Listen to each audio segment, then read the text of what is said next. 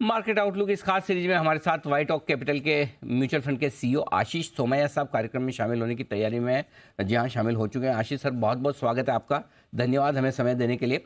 सबसे पहले, क्योंकि भारतीय बाजार लाइफ हाई के आसपास है, बैंक निफ्टी तो लगभग बना ही चुका है, मूड माहौल फिर से थोड़ा ठीक होता दिख रहा है। क्या व्यू है आपका बाजारों को लेकर? क्या तेजी के व्यू के साथ रहे, थोड़ा सावधान रहने की जरूरत है? कैसे देख रहे हैं आप? अनिल सर, एक्चुअली मुझे ऐसा लग रहा है कि पिछले 2-3 महीनों के जो इवेंट्स हुए अमेरिकी बाजारों को लेकर के, वहाँ की मॉनेटरी पॉलिसी के एक्सपेक्टेशंस, और वहाँ पे जैसे कई बार मैं कहता हूँ कि अगर आप अमेरिका की आर्थिक व्यवस्था को देखें तो पिछले 12-13 सालों में एक तरीके से अति हो गई, जिसको बहुत ज्यादा तेजी, और उसकी वजह से बहुत ज्यादा इन्फ्लेशन। तो जैसे अगर हम माइथोलॉजी को फॉलो करते हैं तो ऐसा बोला जाता है कि जब सोसाइटी में बहुत अति या अत्याचार हो जाता है तो देवी देवता नाराज हो जाते हैं, और फिर उनको मनाने के लिए कहीं ना कहीं किसी न किसी को बलि देनी पड़ती है। तो पिछले 2-3 महीने में अगर आप देखें तो वो बलिदान की प्रक्रिया शुरू हो गई है। इसलिए अमेरिकन पॉलिसी को लेकर के ऐसा लोग एक्सपेक्ट करते हैं कि कहीं ना कहीं इंटरेस्ट रेट्स का जो सिनारियो है, डॉलर का जो सिनारियो है, ये काफी कुछ एक पिवट या एक चेंज की तरफ जा रहा है। और इसी की वजह से हमको थोड़ी राहत की सांस मिलेगी, क्योंकि जो हमारे पे एक्सटर्नल प्रेशर था रूपी को संभालने का, और जो एक्सटर्नल प्रेशर था अपने मॉनेटरी पॉलिसी को टाइट रखने का, ये सारे प्रेशर कम हो जाएंगे और ज्यादा फोकस लोकल फैक्टर्स पे आ जाएगा, ऐसा एक्सपेक्टेशन है। तो मुझे ऐसा लग रहा है कि पिछले महीने 2 महीनों में मार्केट का जो मूड और डायरेक्शन जो है वो चेंज हो चुका है। पिछले साल अगर आप याद करें तो हम लोग जब भी बात करते थे तभी हम ये सोचते थे कि कुछ ना कुछ होना चाहिए बाजारों में, इतनी यूएस में रेट टाइटनिंग हो रही है तो कहीं ना कहीं पे उसका कोई ना कोई असर होगा। तो वो असर पिछले 2-3 महीनों में हमको देखने को मिला है। इसलिए मुझे ऐसा लग रहा है कि अब थोड़ा मूड और माहौल जो है बाहर का चेंज हो गया है। और संक्षेप में अगर बताऊं तो मुझे ऐसा लग रहा है कि अभी जो आपको मार्केट में पॉजिटिविटी या एक मोमेंटम देखने को मिल रहा है, ये पॉसिबल है कि ये सस्टेन रहेगा यहाँ से।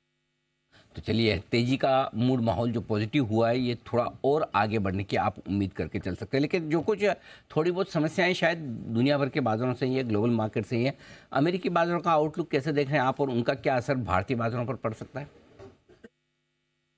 तो पिछले पूरे साल तो डेफिनेटली उसका नेगेटिव असर हमको देखने को मिला, क्योंकि अगर आप देखें हमारे यहाँ पे केवल एक सेक्टर रोटेशन था, लेकिन कुल मिलाकर के अगर आप अर्निंग्स देखें, कैश फ्लोज देखें, और अभी का भी अगर आप रिजल्ट सीजन देखें तो सेक्टोरल डिस्पर्शन है, लेकिन अर्निंग्स ग्रोथ, कैश फ्लोज अगर आप देखें तो जितना हमारे यहाँ पे पॉजिटिव माहौल था उतना शेयर के दामों में हमको देखने को नहीं मिला। ये डेफिनेटली बाहर के बाजारों का ही असर हमारे ऊपर पड़ रहा था। एक तरीके से हमारे ऊपर हेडविंड्स वाला माहौल था।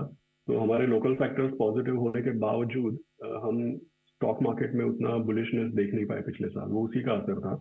और मुझे ऐसा लग रहा है कि अब जो पिछले महीने 2 महीने में, स्पेसिफिकली मार्च अप्रैल से लेके अभी तक, अमेरिका बाजारों का जो मूड चेंज हुआ है, जैसे आप देख रहे हैं कि डॉलर ने अपनी स्ट्रेंथ थोड़ी गिव अप कर दी है। दूसरा, आपको ये भी दिख रहा है कि वहां पे इंटरेस्ट रेट्स का कभी ना कभी मूड बदलेगा। और तीसरी चीज आप देखिए ये भी कि चाइना के रीओपनिंग को लेकर के कमोडिटी प्राइसेस में तेजी थी, तेल के दामों में तेजी थी, तो ये भी एक चीज चेंज हो गई है। तो कुल मिला के पिछले 1-1.5 साल से बाहर का माहौल हमारे लिए काफी हेडविंडेड था। वो हेडविंड शायद थोड़ी कम होगी और हम लोकल फैक्टर्स पे ज्यादा फोकस कर पाएंगे आने वाले समय में, ऐसा, या हमको लोकल फैक्टर्स पे ज्यादा फोकस करना चाहिए आने वाले समय में, ऐसा मुझे समझ आता है। लोकल फैक्टर्स पर ज़्यादा फोकस कर रहे हैं। लोकल फैक्टर्स में एक जो सबसे बड़ा इस वक्त ट्रिगर है, रियल सीजन जो जोरों पर चल रहा है। आपका क्या व्यू है इस पर? क्या नतीजे उम्मीद के मुताबिक हैं, बेहतर हैं, और आगे के लिए संकेत क्या हैं? अनिल साहब, रियल एस्टेट सेक्टर का पूछ रहे हैं? सॉरी। नहीं, ओवरऑल, और रिजल्ट सीजन पर ओवरऑल। Sorry, okay. तो सो एक्चुअली अगर आप देखें तो जैसे बैंक्स है, इनका काफी पिछले पूरे साल में बैंक्स का परफॉर्मेंस आप देख रहे थे इम्प्रूव होते जा रहा था, लेकिन एफआई सेलिंग, आउटफ्लोज, ये सब की वजह से हम लोगों को मार्केट में उसका असर नहीं देखने को मिला। अब जाकर के हमको दिख रहा है, जैसे ही पिछले 1.5-2 महीने में एफआई फ्लोज पॉजिटिव हुए हैं, उसका सीधा सीधा कोरिलेशन अगर आप देखें तो बैंकिंग स्टॉक्स पे आपको देखने को मिल रहा है। तो मुझे ऐसा लग रहा है कि जैसे पिछले साल वॉर को लेकर के American interest rates, oil, metal, commodity, energy, ये सब को लेकर के एक सेक्टर रोटेशन हुआ था। वो जो सेक्टर रोटेशन है वो फिर से मुझे ऐसा लग रहा है कि पिछले महीने 2 महीने में चेंज हुआ है। क्योंकि ऑयल प्राइसेस, कमोडिटी प्राइसेस, जैसा मैंने पहले बताया, बाहर का माहौल काफी कुछ चेंज हुआ है। एफआईआईस के भी मैसिव आउटफ्लोज थे पिछले साल, तो ऑब्वियसली जब बड़े आउटफ्लोज होंगे तो क्या बिकेगा? जो पोर्टफोलियो में है वही बिकेगा। और अब आप अगर आप देखें तो बड़े इनफ्लोज आ रहे हैं, तो उसकी वजह से भी एक आपको सेक्टर रोटेशन देखने को मिल रहा है। तो मुझे ऐसा लग रहा है कि आने वाला एक साल में जैसे अगर आप देखें, बैंकिंग है, डिस्क्रेशनरी कंज्यूमर स्टॉक्स है, जैसा मैं हमेशा बताता हूँ, बैंकिंग के अलावा जो capital market related financial services stocks है, अगर आप देखें फार्मा है, मिड कैप आईटी, आईटी में अगर आप बॉटम अप या सिलेक्टिवली अगर आप देखें, और लास्टली इंडस्ट्रियल, जो प्राइवेट सेक्टर केपेक्स को लेकर के हम देख रहे हैं पिछले थोड़े महीनों में, ये सारे आइडियाज सस्टेनेबल लगते हैं। वैसे अगर हमारे पोर्टफोलियोज की बात करें तो हम लोग हर सेक्टर में इन्वेस्ट करते हैं, काफी ब्रॉड पोर्टफोलियो रखते हैं, लेकिन टॉप हाइलाइट्स जो जहाँ पे ओवरवेट्स है उसका मैं आपको ब्यौरा देता हूँ। ठीक बात है। तो बताएं सर, कहाँ कहाँ आप ओवरवेट हैं, कहाँ कहाँ पॉजिटिव हैं? तो ओवरवेट अगर आप देखें सर, आईटी मामूली सा पिछले थोड़े महीनों में एडिशंस देखने को मिले, तो आईटी में एक फ्यू एडिशंस आर देयर। उसके अलावा अगर आप देखें तो डिस्क्रेशनरी कंजम्पशन, जैसे पूरा का पूरा वाइट गुड्स वगैरह को लेकर के, सो डिस्क्रेशनरी कंजम्पशन या अर्बन कंजम्पशन। उसके बाद अगर आप देखें pharmaceutical, health care and pharmaceuticals, चाहे वो पूरा का पूरा स्पेस हो, चाहे वो डोमेस्टिक फार्मा हो, हॉस्पिटल्स एंड हेल्थ केयर हो, डायग्नोस्टिक्स, पूरा का पूरा जो स्पेस है वो, तो ये टॉप है। और अगर आप बैंकिंग एंड फाइनेंशियल सर्विसेज देखें तो क्या है कि पोर्टफोलियो को देखने से लगता है इक्वल वेट है, लेकिन आमतौर पे हमारा जो पोर्टफोलियो का कंस्ट्रक्ट होता है उसमें ज्यादातर प्राइवेट सेक्टर बैंक्स और उसी के साथ, जैसा मैंने बताया, capital market related companies, insurance companies, ये सब में ज्यादा ओवरवेट्स है। ठीक बात है। तो banking, pharma, mid cap IT ये पसंदीदा है सेक्टर। लेकिन चूंकि आप डोमेस्टिक फैक्टर्स की बात कर रहे थे, कुछ नंबर्स जो आने चाहें वो इन्फ्लेशन के नंबर हों, रिटेल और होलसेल दोनों ही अच्छे आए, जीएसटी कलेक्शन मजबूत है। बताएं सर, क्या संकेत आप इंडियन इकोनॉमी से पढ़ रहे हैं? इन नंबर्स के दम पर आगे जो ब्याज दरों को लेकर आरबीआई का रुख क्या रह सकता है, इस पर भी आपकी राय चाहूँगा।